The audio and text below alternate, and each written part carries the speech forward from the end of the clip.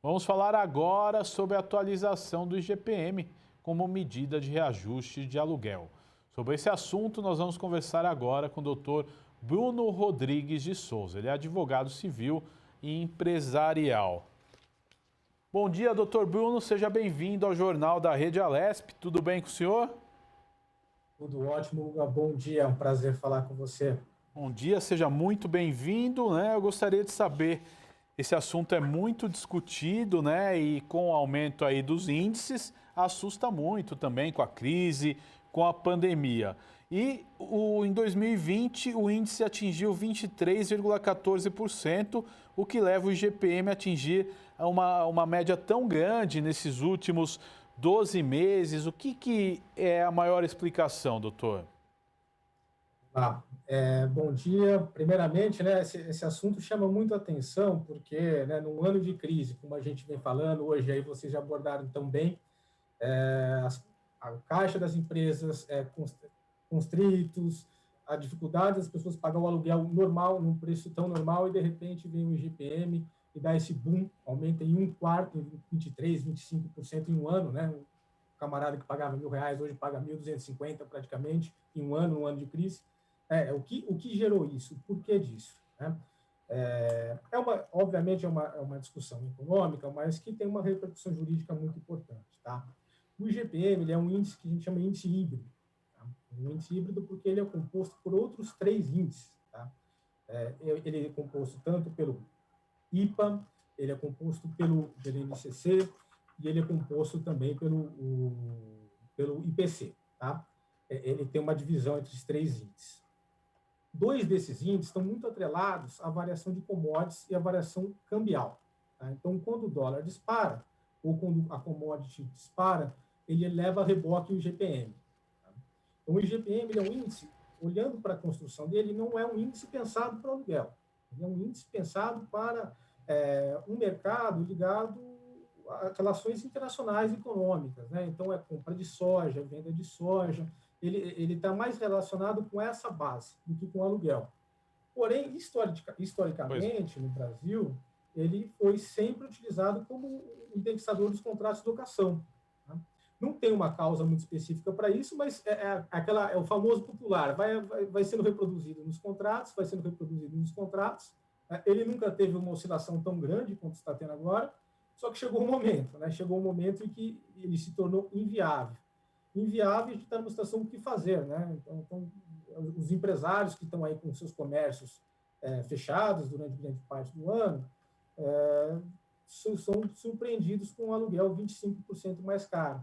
Então, o nosso desafio agora, o desafio do Poder Judiciário, o desafio das pessoas, das locadoras, dos locatários, é achar um meio termo para isso.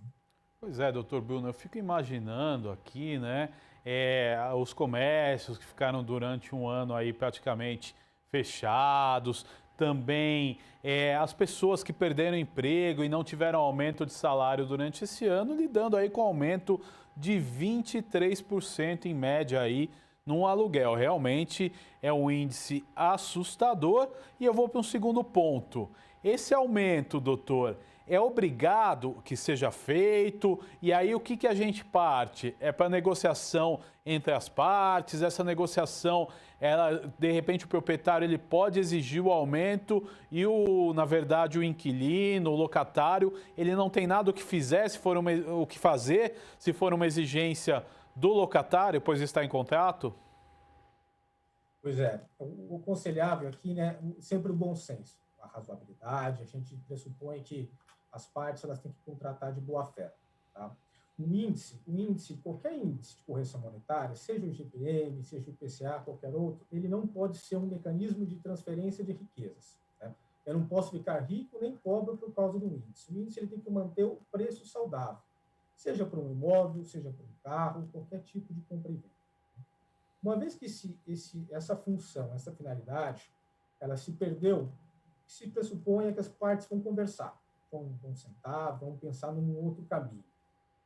Algumas startups, hoje em dia, que tratam só com locação de imóveis, que fazem essa função de intermediária, elas já até mudaram os seus contratos, elas já até alteraram por conta própria para evitar até a judicialização.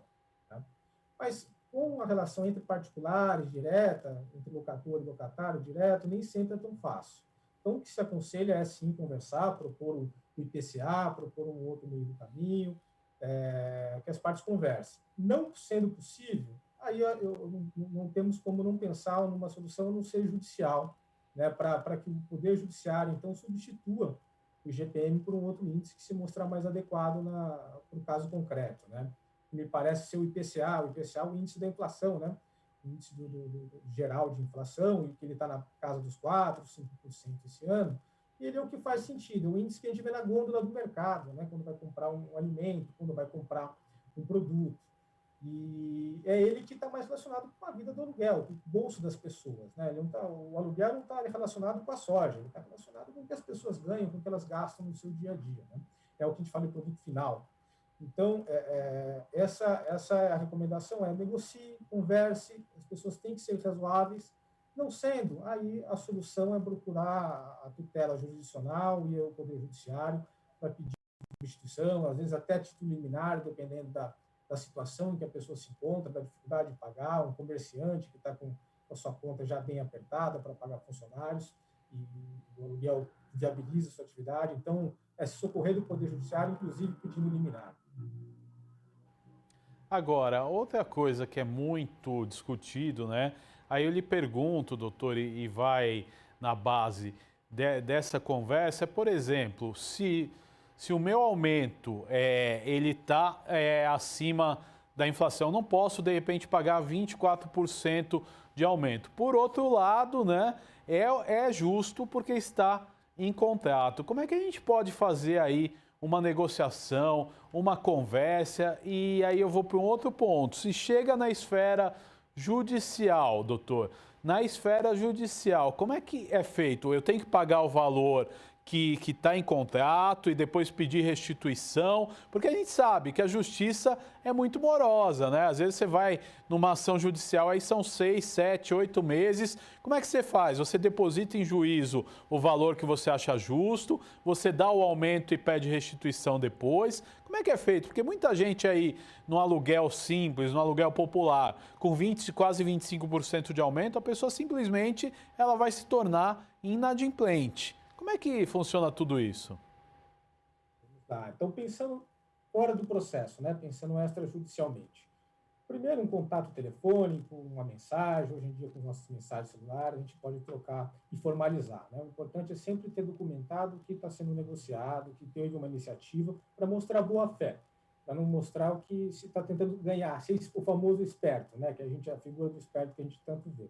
Não é isso aqui. Mostra boa-fé, conversa, negocia, manda e-mail. Se for necessário, faz uma carta de notificação para pedir a substituição. Não sendo possível, aí sim vamos para o judiciário. E como que funciona? Você levantou bem, né? O processo ele demora, a gente não vai ter um processo que começa agora em maio e ele vai terminar em julho, né? São anos, às vezes, do processo se desenvolvendo para ter uma tutela final, ter uma sentença transitada em julgado. Então, nessas situações, o ideal, se possível, é formular um pedido de liminar, né? Então, o advogado que vai ser contratado, ele vai pedir para que, liminarmente, esse índice por um outro IPCA, né? Para eu já não ter que pagar essa diferença a maior. Então, desde então, meu contrato já estaria pensando no IPCA daqui para frente. Como toda tutela liminar, ela está sujeita ao risco, né, de ser lá na frente revogada, e aí voltar o IGPM e a pessoa ter que desembolsar lá na frente essa diferença. Tá? Aí vai muito da ponderação do caso concreto, como a gente disse, do risco, da necessidade que a pessoa tem de substituir imediatamente, do que qualquer outra coisa. Então, um empregador, né, lá o dono de um comércio que está ali, ficou 3 meses fechado, ele não vai ter condições de pagar agora o reajuste sem prejuízo dos funcionários. Então, faz sentido ele pedir uma liminar, mostrar que pagar o aluguel vai comprometer um valor a mais, um valor pagamento de verba alimentícia, né, de funcionário, verba de caráter alimentar. Então, com esse contexto, o juiz tem uma possibilidade de analisar cada caso com a sua situação, com seus olhos específicos, né? Agora, quem puder esperar, né, guardar até o processo final, não quiser pedir uma liminar, guarda-se aí a sentença final que vai substituir o índice pelo outro, né? E aí vai ter uma discussão se vai retroagir, se vai para frente, aí vai depender muito do aconselhamento jurídico do advogado em cada situação. Agora, doutor Bruno, outra questão, né? Agora vamos ver o lado da pessoa que vive de aluguéis, né? Qual que é a orientação que a gente dá? Porque eu acho que num tempo como esse, de crise, é o que o senhor falou, comércios fechados aí por mais de 3 meses, quem está recebendo o seu aluguel em dia deve se dar até por contente nesse contexto, né? E de repente a pessoa vai querer um aumento, esse contrato ele se rescinde e de repente a pessoa fica com o imóvel parado, vai ter muito mais custos do que ela tem hoje. Então, qual que é o conselho que nós damos aí para os donos de imóveis? É bem observado, né? Hoje em dia é até curioso, porque com o comércio fechado, com as pessoas vendendo um pouco, a tendência do aluguel até cair, né? E o GPM faz no caminho contrário, ele faz com que o aluguel fique mais caro, né? O que eu aconselho aí no dia a dia mais uma vez, pensando na boa-fé, o índice não é feito para deixar ninguém rico, é para se adequar, ajustar o preço à realidade do dia a dia, né? À realidade atual. Então, o conselho pense, olhe nos seus custos, olhe no que valorizou seu imóvel, olhe um pouquinho, a figura um pouco maior, em vez de se concentrar simplesmente naquele aumento de 30%, que às vezes cresce os olhos, né? E negocie, pense no meio do caminho, porque no final do dia, como você apontou, existe o risco do próprio locatário ficar inviabilizada a locação diante do aumento do preço e ele perder, deixar, não ter mais interesse pelo imóvel, rescindir o contrato, e vai ficar o locador com o imóvel na mão, um tempo de pandemia que é incerto, quando a atividade vai se reiniciar, as pessoas estão aos pouquinhos mudando para outras localidades, quando é imóvel residencial, imóvel comercial, talvez a própria dinâmica da cidade se altere. Nós estamos vendo aí na cidade de São Paulo, por exemplo, a alteração do plano diretor em breve. Então, o ideal seria ali conversar, chegar no meio termo para evitar esse mal maior, né? Que daí é ruim para todo mundo. A pessoa que vai ter que abandonar o imóvel, vai ter que ter seus custos para procurar um outro, e o locador que também vai ter um imóvel na sua mão vazio, com os custos de IPTU e tudo mais para bancar. Agora, doutor Bruno, é importante a gente esclarecer o nosso telespectador. Existe, né, muitas imobiliárias, quando vão fazer um contrato, elas dizem que o IGPM é um padrão de contrato. Eu posso exigir um outro indexador ou isso é critério da imobiliária? Tem que ser um acordo entre as partes? Como é que funciona e como é que a lei respalda isso? Perfeito. Não, é uma observação importante, porque a gente pega o contrato, muitas vezes não pensa nem no critério, né? Assina já algo padrão e não há nenhuma obrigação, tá? As partes são livres para escolher o indexador que elas vão utilizar. Como eu disse, é histórico usar o IGPM.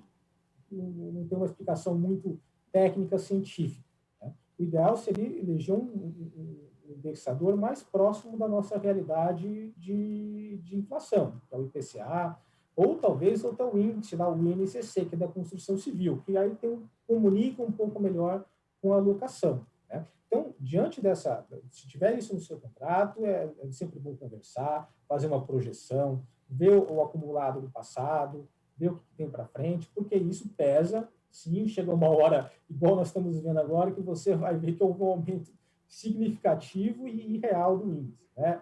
Até para contextualizar, existe hoje um projeto de lei na Câmara dos Deputados, lá em Brasília, para tornar o IPCA um índice padrão, tá? Abrindo, obviamente, a liberdade para as partes definirem outros, né, de pleno aceite, as partes concordam, para se tornar o padrão IPCA, que é o mais aderente à realidade, é o mais aderente ao bolso das pessoas e, com isso, evitar essas discussões, essa judicialização, vão ter avalanche de processo agora, né, por conta disso, porque o valor acabou explodindo, né, algo inesperado mesmo.